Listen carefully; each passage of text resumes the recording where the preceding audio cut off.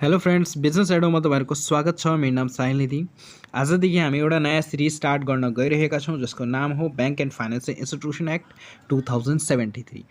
नेपाल राष्ट्र बैंकमा तपाईलाई यसबाट एमसीक्यूमा पनि प्रश्न सोध्न सक्छ र त्यसपछि रिटेन एक्जाममा पनि यसबाट प्रश्नहरू आउनेछ। यसबाट एउटा क्वेशन फिक्स नै आउँछ एक्जाममा।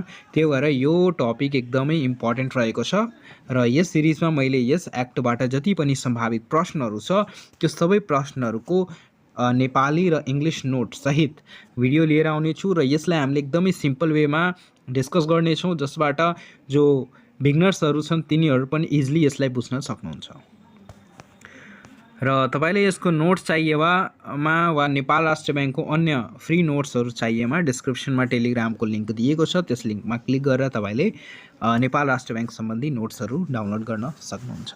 र यसभन्दा पहिले मैले नेपाल राष्ट्र बैंक एक्ट 2058 को पनि प्लेलिस्ट पुरै कम्प्लिट गरिसकेको छु। डिस्क्रिप्सनमा त्यसको लिंक दिएको छ। त्यस लिंकमा क्लिक गरेर तपाईले नेपाल राष्ट्र बैंक एक्ट सम्बन्धी सबै भिडियोहरू हेर्न सक्नुहुन्छ। ल आजको टपिक हामी स्टार्ट गरौँ र क्वेशन आजको हाम्रो रहेको छ, right the objectives and features of bank and financial institution act 2073।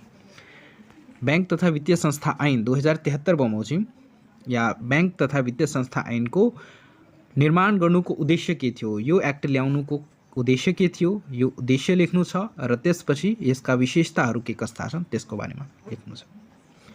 Question इंग्लिशमा मात्र छ तर नेपालीमा बुझ्न सकिन्छ। यसको उद्देश्य लेख्नु छ, यो एक्ट किन ल्याइएको थियो, यस एक्टमा भएको उद्देश्य हैन, यो एक्ट किन ल्याइएको थियो, यसको उद्देश्य लेख्नु छ र त्यसपछि फिचर्सहरू पनि लेख्नु छ। यस एक्टमा के कस्ता मुख्य प्रावधानहरू छन् वा मुख्य विशेषताहरू के कस्ता छन्। र तपाईलाई एक्जाममा यदि दुईटा क्वेशन सोध्न सक्छ, फिचर्स भन्न सक्छ वा प्रावधान सोध्न सक्छ।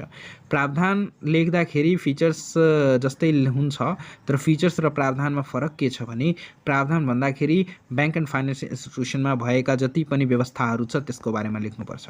तर फिचर्समा तपाईले एक्स्ट्रा कुराहरू पनि लेख्न सक्नुहुन्छ, जस्तै यसमा कतिवटा च्याप्टर रहेको छ, कतिवटा सेक्सन रहेको छ, यसको प्रावधानहरू पनि लेख्न सक्नुहुन्छ।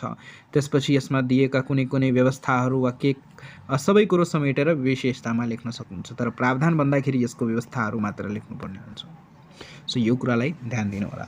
र यस प्रश्नको उत्तरलाई लेख्दाखेरि सबैभन्दा पहिला इन्ट्रोडक्सन दिनुपर्छ कि बैंक तथा वित्तीय संस्था सम्बन्धी ऐन भन्नाले के बुझिन्छ, यो भनेको के हो। त जसरी हामीले यसमा के कस्ता कुराहरू लेख्नु पर्दछ भने बैंक तथा वित्तीय संस्था सम्बन्धी ऐन 2073 बाफिया जसलाई सर्टकटमा भनिन्छ नेपालका बैंक र वित्तीय संस्थाहरूको सञ्चालन र गतिविधिहरूलाई नियमन गर्ने कानुनी प्रावधानहरूको समूह रहेको छ। यस एक्टमा के छ, कानुनी प्रावधानहरू रहेका छन् जसले के गर्छ भने नेपालका बैंक तथा वित्तीय संस्थाहरूको लाई कसरी तिनीहरूले कार्य गर्नुपर्छ त्यस तिनीहरूको कार्यलाई डिफाइन गरेको छ, तिनीहरूको उद्देश्यलाई डिफाइन गरेको छ। त्यसपछि तिनीहरूले के कस्ता कार्यहरू गर्नु हुँदैन, के कस्ता कार्य गर्नुपर्छ, तिनीहरूले शेयरहरूको बाँडफाँड कसरी गर्ने, यो सबै कुरोले बैंक तथा वित्तीय संस्थालाई सञ्चालन गर्नका लागि जति पनि प्रक्रिया हुन्छ त्यो प्रक्रिया कसरी सञ्चालन गर्ने, त्यो प्रक्रिया बमोजिम कसरी कार्य गर्ने, त्यो सबै कुरो डिफाइन गरेको हुन्छ यस एक्टमा।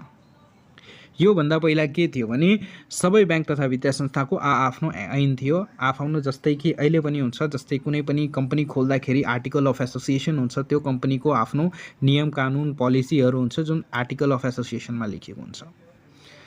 त्यस्तै पहिला के थियो भने सबै बैंकको आर्टिकल अफ एसोसिएसन त हुन्छ नै, त्यो भन्दा पहिला के थियो भने कुनै पनि बैंक खोल्दाखेरि त्यो बैंकको ऐन अनुसार खुल्ने थियो र सबै बैंकको आफ्नो नियम कानुन थियो, आफ्नो विधानहरू थियो। तर यो बैंक एन्ड फाइनेन्शियल इन्स्टिट्युसन एक्टले के गरेको छ भने बैंक नेपालमा जति पनि बैंक तथा वित्तीय संस्थाहरू छ त्यो सबैलाई एउटै ऐनको भित्रमा राखिएको छ र त्यो सबै कति प्रकार त्यसमा चाहिँ बैंकहरूको बाँडफाँड गरिएको छ कि बैंक नेपालमा 4 किसिमको बैंक हुनेछ, तिनीहरूको कार्यहरू पनि डिफाइन गरिएको छ र तिनीहरूले शेयरको बाँडफाँड कसरी गर्ने, तिनीहरूले लाइसेन्स कसरी प्राप्त गर्ने, त्यो सबै कुरोहरू लेखिएको छ र सबै बैंकको लागि सेमै प्रोसेस रहेको छ। र त्यसैले यस ऐनलाई के भनिन्छ, छत्ता ऐन, किनभने यो सबै बैंकको छत्ताको रूपमा यो के गर्दैछ, काम कार्य गर्दैछ। त्यही भएर यसलाई के भनिन्छ, छत्ता ऐन भनिन्छ। र यसको परिभाषा लेख्दाखेरि यसरी लेख्न सकिन्छ, बैंक तथा वित्तीय संस्था सम्बन्धी ऐन 2073 नेपालमा बैंक र वित्तीय संस्थाहरूको सञ्चालन र गतिविधिहरूलाई नियमन गर्ने कानुनी प्रावधानको समूह हो।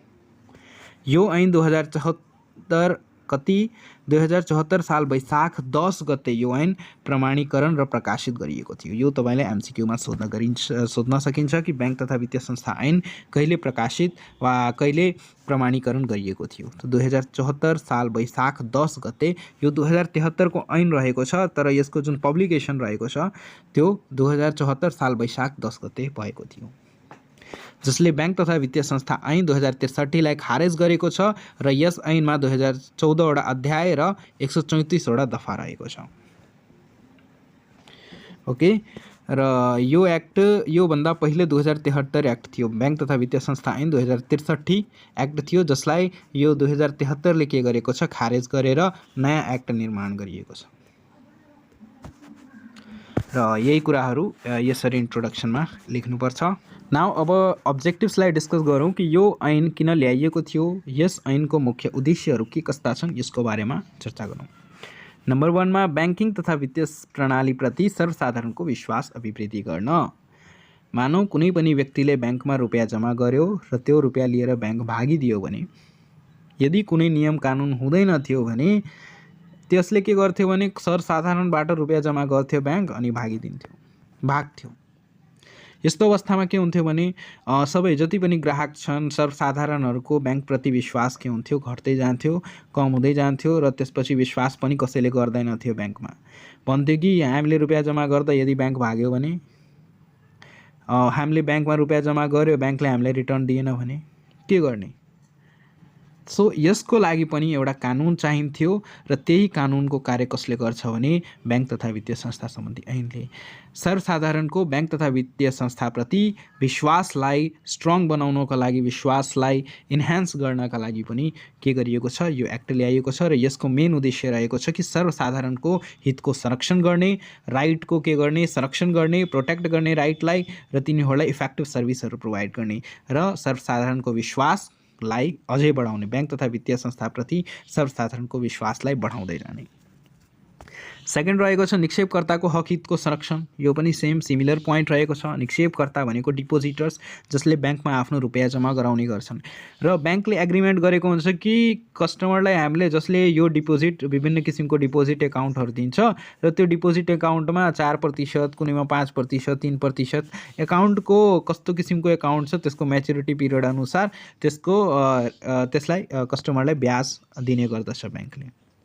कहिलेकाहीँ के हुन्छ भने कुनै पनि कस्टमरले बैंकमा आफ्नो रकम जम्मा गरायो, डिपोजिट गरायो, तर बैंकले जति इन्ट्रेस्ट भनेको छ त्यति इन्ट्रेस्ट दिएन भने, सो त्यस्तो किसिमको हक हितको संरक्षणको लागि पनि यो एक्ट ल्याइएको छ र यस एक्टले के गर्छ भने डिपोजिटर्सहरूको जुन राइट छ त्यसको प्रोटेक्ट गर्छ। डिपोजिटर्सहरूको जस्तो किसिमको तिनीहरूलाई एकाउन्ट चाहिएको छ तिनीहरूले त्यस्तो एकाउन्ट खोलाउन सक्छन् र त्यसपछि तिनीहरूले जुन एग्रिमेन्ट भएको अनुसार बैंकले जुन तोकेको अनुसार ब्याज पनि प्राप्त गर्न सक्छन्। थर्ड नम्बरमा भनेको छ बैंक तथा वित्तीय संस्थाहरूबीच स्वास्थ्य प्रतिस्पर्धा मार्फत गुणस्तरीय तथा भरपर्दो बैंकिङ तथा वित्तीय सेवा उपलब्ध गराउने। प्रतिस्पर्धा एकदमै इम्पोर्टेन्ट चिज रहेको छ। कुनै पनि सेक्टरमा कम्पिटिसन एकदमै इफेक्टिभ चिज हुन्छ। कम्पिटिसनकै कारणले आज हामीले सस्तो दरमा राम्रो सामान पाउन सकिरहेछौँ। किनभने कम्पिटिसन हुँदैन थियो भने त्यस्तो अवस्थामा के थियो भने यदि मानौ मार्केटमा एउटा कम्पनी मात्र भएको भए त्यस कम्पनीले जतिमा सामान बेच्दा तपाईलाई किन्नु पर्थ्यो, तर त्यस्तै 10 वटा कम्पनी भयो, यहाँ जतिवटा धेरै कम्पनी भयो भने त्यस्तो अवस्थामा के हुन्थ्यो भने एकअर्कासँग तिनीहरूको कम्पिटिसन हुन्थ्यो र एउटाले 10 रुपियाँमा सामान बेच्छ भने अर्कोले 8 रुपियाँमा बेच्ने गर्छ। तर कहिलेकाहीँ के हुन्छ भने आवश्यकताभन्दा धेरै बैंकहरू भइहाल्छन्, आवश्यकताभन्दा धेरै कम्पनीहरू भइहाल्छन्। जस्तै नेपालमा के थियो भने नेपाल एउटा सानो अर्थतन्त्र, त्यसमा कति 100 भन्दा बढी बैंक तथा 100 भन्दा हैन तै पनि धेरै बैंक तथा वित्तीय संस्थाहरू थियो। सानोतिनो गरेर सहकारी सबैहरू जोडेर 4000 5000 बैंक तथा वित्तीय संस्थाहरू थियो, सबै जोडेर। अनि त्यस्तो अवस्थामा यति सानो देशमा यति धेरै सङ्ख्यामा बैंक हुनु, कमर्सियल बैंक नै लगभग 30-35 वटा थियो। अब त्यो 30-35 वटा एउटा सानो अर्थतन्त्रमा 30-35 वटा बैंक नै छ भने तिनीहरूको बिचमा कस्तो किसिमको कम्पिटिसन हुन्छ। तिनीहरूले मजबुरीमा चाहिँ आफ्नो सामानलाई एकदमै सस्तो दरमा बेच्नुपर्ने बाध्यता आउँछ। त्यस्तो बाध्यता नहोस्, कम्पनीलाई पनि फाइदा होस् र सर्वसाधारणलाई पनि बढी कुनै पनि सर्भिसको लागि आवश्यकताभन्दा बढी रुपियाँ तिर्न नपरोस्, यस्तो कम्पिटिसनलाई हेल्दी बनाउनको लागि पनि यस एक्टलाई ल्याइएको हो। र ब्याङ्किङ सर्भिसेसलाई कस्टमरले आवश्यकता अनुसार तिनीहरूले सर्भिस लिन पाओस् र सर्भिसेसहरूको पनि डेभलपमेन्टको लागि पनि यो एक्ट ल्याएको छ। सर्भिसको क्वालिटी इम्प्रुभ गर्दै जाने, कम्पिटिसनलाई हेल्दी बनाउनको लागि पनि के गरिएको छ, यो एक्ट ल्याएको छ। 4 नम्बरमा भनेको छ कि राष्ट्रिय अर्थतन्त्रलाई सबल र सुदृढ बनाउने उद्देश्यले ब्याङ्किङ क्षेत्रको सुधार र विकास गर्न। कुनै पनि देशको आर्थिक स्थिरताका लागि ब्याङ्क जिम्मेवार हुन्छ, किनभने ब्याङ्क नै हो, ब्याङ्कमा सबैको रुपैयाँ कहाँ हुन्छ भने ब्याङ्कमै हुन्छ र ब्याङ्कबाट नै सबैले कारोबार गर्ने गर्छन्। ब्याङ्कले इन्ट्रेस्ट तोक्छ, ब्याङ्कले ऋण को दर महँगो गरेमा देशमा प्रोडक्सन घट्न जान्छ, किनभने ऋण महँगो भएमा कसैले कर्जा लिँदैन, कर्जा लिएन भने लगानी हुँदैन, लगानी हुँदैन भने प्रोडक्सन नै हुँदैन र जसबाट के हुन्छ भने प्रोडक्सन हुँदैन भने जुन इम्प्लोइजहरू छ तिनीहरूलाई पनि कम्पनीहरूले निकाल्दछन्। यसले गर्दा बेरोजगारी समस्या आउँछ। तर ब्याङ्कले इन्ट्रेस्ट रेट सस्तो गरेमा, ब्याजको जुन कर्जाको इन्ट्रेस्ट रेट सस्तो गरेमा त्यस्तो अवस्थामा धेरै कर्जाहरू लिने गर्छन् र प्रोडक्सन बढ्छ, इम्प्लोइमेन्ट पनि बढ्छन्। सो यो सबै कुरा एकअर्कासँग रिलेटेड छन्। सो देशको आर्थिक स्थिरता कायम गर्नका लागि, देशको विकास गर्नका लागि, सुदृढ बनाउनको लागि, सबल बनाउनको लागि जुन ग्राफ छ तलमाथि गइरहेको हुन्छ त्यसलाई स्थिर बनाउनको लागि पनि यो ब्याङ्क तथा वित्तीय संस्था सम्बन्धी ऐन ल्याइएको छ। किनभने देशको ब्याङ्क स्टेबल छ भने पुरै देशको जुन अर्थतन्त्र छ त्यो पनि के हुन्छ, स्टेबल हुन्छ। सो ब्याङ्किङ स्टेबिलिटी, ब्याङ्किङ क्षेत्रको स्टेबिलिटी ल्याउनको लागि पनि यो ऐन ल्याइएको छ। त्यसपछि वित्तीय स्थायित्व कायम राख्न, सेम पोइन्ट यसमा पनि यसै रिलेटेड छ। यसमा भनिएको छ राष्ट्रिय अर्थतन्त्रलाई सबल र सुदृढ बनाउनु उद्देश्यले ब्याङ्किङ क्षेत्रको सुधार र विकास गर्न। ब्याङ्किङ क्षेत्रको सुधार गर्न, स्टेबिलिटी ल्याउनका लागि, त्यसपछि ब्याङ्किङ क्षेत्रको सर्भिसेसहरूलाई इफेक्टिभ बनाउनका लागि, ब्याङ्किङ क्षेत्र विदेशसम्म पनि आफ्नो सर्भिसहरू प्रोभाइड गर्न सकोस्, त्यस्तो विकासको लागि, कसैले पनि आफ्नो घरबाट नै आफ्नो ट्रान्ज्याक्सन गर्न सकोस् त्यस्तो किसिमको पेमेन्ट सर्भिसेसको लागि, यस्तो किसिमको सुधारको लागि। किनभने हरेक कुरा, हरेक व्यापार ब्याङ्किङसँग नै सम्बन्धित छ। किनभने कुनै पनि व्यापारले आफ्नो पेमेन्ट गर्दाखेरि चेकको मार्फत गर्ने गर्छन् वा डिजिटल ब्याङ्किङको मार्फत गर्ने गर्छन्। सो यसको लागि ब्याङ्किङ विकास एकदमै आवश्यक हुन्छ। सो ब्याङ्किङ क्षेत्रको सुधारको लागि, यसको स्थिरता कायम गर्नका लागि पनि यो एक्ट ल्याएको छ। त्यसपछि ब्याङ्क तथा वित्तीय संस्थाहरूको स्थापना, सञ्चालन, ब्याङ्क तथा वित्तीय संस्थाहरूको स्थापना कसरी हुन्छ त्यसको नियम सम्बन्धी, त्यसपछि ब्याङ्क तथा वित्तीय संस्थाको सञ्चालन कसरी हुन्छ त्यसको नियम, व्यवस्थापन कसरी गर्ने। यदि स्थापनाको नियम हुँदैन थियो भने कसैले पनि ब्याङ्क खोल्न पाउँथ्यो र कसैले पनि रुपियाँ लुट्न सक्थ्यो।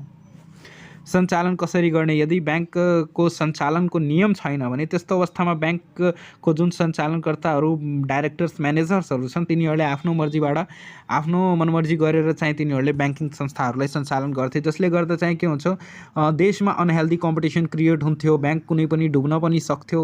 त्यस्तो कन्ट्रोलको लागि पनि यो ऐनहरू ल्याइएको छ। त्यसपछि नियमन गर्नका लागि ब्याङ्कले सबै नेपाल राष्ट्र ब्याङ्कले दिएको निर्देशन बमोजिम कार्य गरिरहेको छ कि छैन, ब्याङ्कले कुनै हेर्यामाने गरिरहेको छ कि छैन, त्यस्तो किसिमको निगरानी गर्नका लागि, निरीक्षण गर्नका लागि र सुप्रिभेक्सन ब्याङ्कहरूलाई निर्देशन दिनका लागि, ब्याङ्कहरूले केही गलत कामहरू गरिरहेको छ कि छैन त्यो हेर्नका लागि, दण्ड सजायहरू दिनका लागि पनि यो एक्ट ल्याएको छ। यो एक्टले के गरेको छ भने पुरै ब्याङ्किङ क्षेत्रको सुधार गरेको छ। ब्याङ्किङ क्षेत्रमा एउटा नियम कानुन पुरै एकदमै डिसिप्लिन कायम भएको छ, जसले गर्दा चाहिँ के हुन्छ, ब्याङ्किङ सर्भिसेस प्रोटेक्ट राम्रो हुन्छ र सर्वसाधारणको विश्वास बढ्ने गर्छ र ब्याङ्किङ क्षेत्र स्टेबल हुन्छ। अब हामी यस ऐनको विशेषताको बारेमा कुरा गरौँ।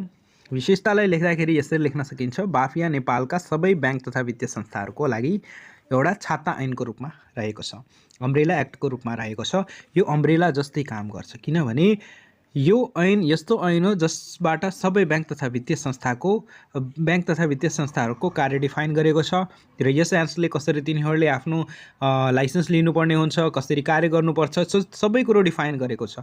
सो सबै ब्याङ्कको लागि एउटै ऐन भएको कारणले यसलाई छाता ऐन भनिएको छ र यसै छाता ऐन अनुसार सबै ब्याङ्कको आफ्नो नियम, आफ्नो पोलिसी हुन्छ। त्यो सबै पोलिसी र आर्टिकल अफ एसोसिएसन, त्यो सबै कुरो यसै ऐनबाट बाँधिएको हुन्छ। त्यही भएर यसलाई के भनिन्छ, अम्ब्रेला एक्ट। यो सबै ब्याङ्क तथा वित्तीय संस्थाहरूको लागि अम्ब्रेलाको रूपमा कार्य गरिरहेको छ, त्यही भएर यसलाई अम्ब्रेला एक्ट भनिन्छ।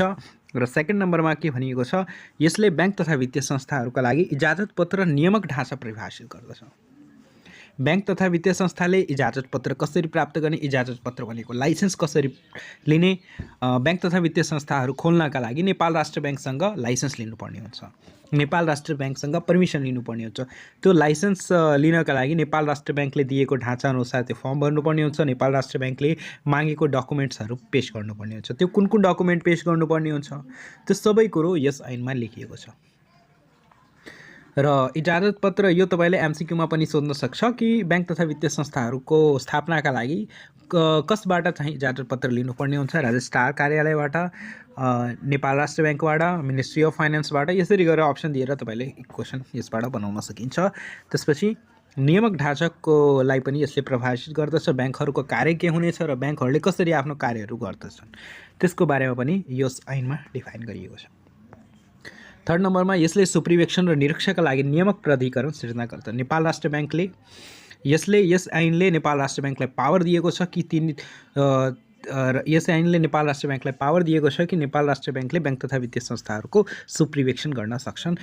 नेपाल राष्ट्र बैंक एउटा सुपरिवेक्षण निकायको रूपमा रहेको छ, जसले के गर्छ भने बैंक तथा वित्तीय संस्थाहरूलाई केही बाधा परेमा तिनीहरूलाई डाइरेक्सन दिने, तिनीहरूलाई सिकाउने, तिनीहरूको निगरानी गर्ने कि तिनीहरूले आफ्नो कार्य सही तरिकाले गरिरहेका छ कि छैन, किन हिनामिना त गरिरहेको छ कि छैन, त्यो सबैको निगरानी गर्ने त्यो सबै कार्यहरू गर्दछन् कसले, त नेपाल राष्ट्र बैंकले। यसले के गर्छ भने यसले नियामक एउटा प्रावधानहरू प्रोभाइड गर्छ कि नेपाल राष्ट्र बैंकले कसरी सुपरिवेक्षण गर्नुपर्दछ भनेर।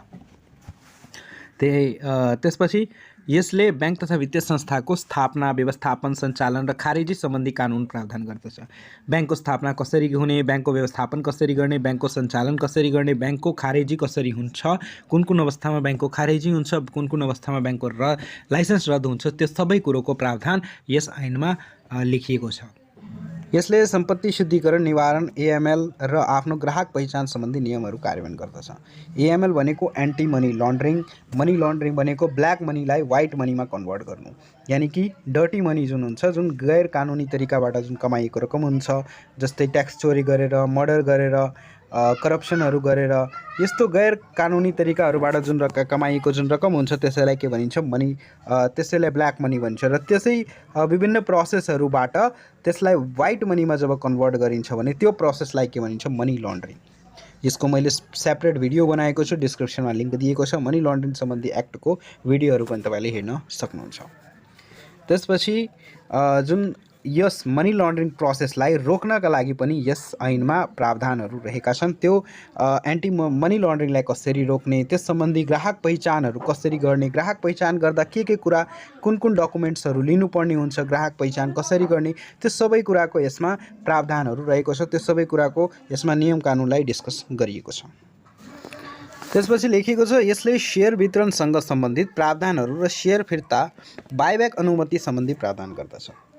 सेयर जारी कसरी गर्ने, सेयर कति % जारी, प्रमोटर्सले कति सेयर राख्नु पर्दछ, जनरल पब्लिकमा कति वितरण गर्ने, इम्प्लोइजहरूलाई कति % सेयर दिनुपर्ने हुन्छ, यो सबै कुराको प्रावधानहरू यस ऐनमा लेखिएको छ कि कसरी कतिमा सेयर वितरण गर्नुपर्ने हुन्छ, सेयर कसरी वितरण गर्ने, कुन कुन नेपाल राष्ट्र बैंकको यसमा के कस्तो भूमिका रहेको हुन्छ। त्यसपछि आफ्नै सेयरलाई बाइब्याक कसरी गर्ने, त्यसको अनुमति लिनका लागि के कस्ता कन्डिसनहरू हुनुपर्दछ, आफ्नो सेयरहरू बाइब्याक गर्नका लागि के कस्तो कन्डिसनहरू, के कस्ता प्रोसेसहरूबाट जानुपर्ने हुन्छ, यो सबै कुराको नियम, सबै कुराको प्रावधानहरू यस ऐनमा उल्लेख गरिएको छ। नेक्स्ट पोइन्टमा भनेको छ कि यसले सञ्चालक समितिको गठन, तिनका कार्यहरू, योग्यता परिभाषित गर्दछ र बलियो आन्तरिक नियन्त्रण तथा प्रभावकारी संस्थाको सञ्चालन कायम गर्दछ।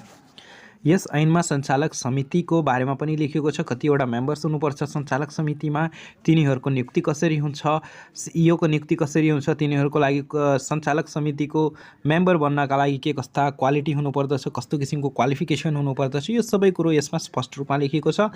त्यो सञ्चालक समितिले के कस्ता कार्य गर्नुपर्ने हुन्छ, सिइओले के कस्ता कार्य गर्छन्, त्यो कार्यहरूले पनि यसमा डिफाइन गरिएको छ। त्यसपछि बलियो आन्तरिक नियन्त्रण प्रणाली र प्रभावकारी संस्थाको सुशासनमा ध्यान केन्द्रित गरेर यो ऐन बनाइएको छ। संस्थाको सुशासन भनेको नियमहरूको जुन सेट हुन्छ त्यसैलाई नियमहरूको सेट अनुसार जुन कार्यहरू कम्पनीले संस्थाको कार्यहरू गर्नुपर्दछ त्यसैलाई संस्थाको सुशासन भनिन्छ।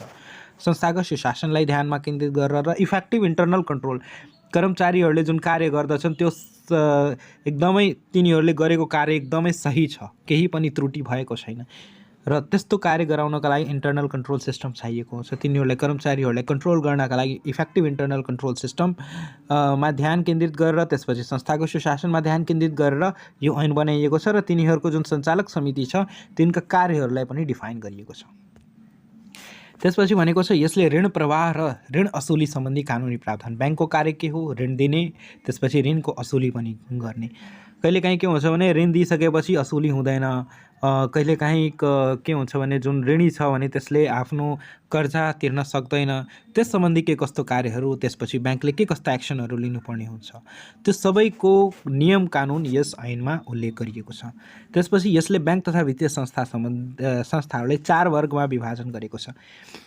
5 ब्याङ्कमा र 4 वर्गमा विभाजन गरेको छ। जस्तै कि एउटा क वर्ग भयो, त्यसपछि ख, ग, घ र एउटा कुनै पनि क्याटेगोरिजमा राखेको छैन, जुन चाहिँ इन्भेस्टमेन्ट ब्याङ्क रहेको छ। Infrastructure investment bank, infrastructure development bank रहेको छ, जसलाई कुनै पनि क्याटेगोरीमा राखेको छैन। र 4 वटा ब्याङ्क नेपालमा 4 वर्गको ब्याङ्क रहेको छ, क, ख, ग, घ। त्यसपछि यसले नियमित वित्तीय जानकारी प्रतिवेदन प्रकाशन सम्बन्धी प्रावधानहरू निर्धारण गर्छ। ब्याङ्कले कुन कुन फाइनेन्सियल स्टेटमेन्ट्सहरू पब्लिस गर्नुपर्ने हुन्छ, राष्ट्र ब्याङ्कमा कहिले जुन आर्थिक वर्ष समाप्त भएको कति दिनमा चाहिँ नेपाल राष्ट्र ब्याङ्कमा आफ्नो जुन इयरली जुन एनुअल रिपोर्टहरू छ त्यो कति दिनमा सबमिट गर्नुपर्ने हुन्छ, त्यो कसरी सबमिट गर्नुपर्ने हुन्छ, त्यो रिपोर्टमा के कुराहरू समावेश हुनुपर्दछ, त्यो सबैको कुराको बारेमा यसमा उल्लेख गरिएको छ। सो यो सबै प्रावधानहरू तपाईँले यस एक्टको विशेषताहरू लेख्नु हो र त्यसपछि आएन भने तपाईँले यसको प्रावधानहरू पनि यसमा एड गर्न सक्नुहुन्छ। सो यही थियो नेपाल राष्ट्र ब्याङ्क ऐन 2073 को विशेषताहरू र उद्देश्यहरू। र यसपछि हामी नेक्स्ट भिडियोमा हामीले यस ऐनको च्याप्टर 2लाई नेपाल ब्याङ्क तथा वित्तीय संस्थाको स्थापना कसरी हुन्छ, त्यसको स्थापना गर्न के कस्ता डकुमेन्ट्सहरू चाहिएको छ, त्यो सबै कुरालाई हामीले डिस्कस गर्नेछौँ। र तपाईँले अहिलेसम्म च्यानललाई सब्सक्राइब गर्नुभएको छैन भने प्लिज सब्सक्राइब गर्नुहोस् र यो भिडियो कस्तो लाग्यो प्लिज कमेन्ट गर्नुहोस्। धन्यवाद।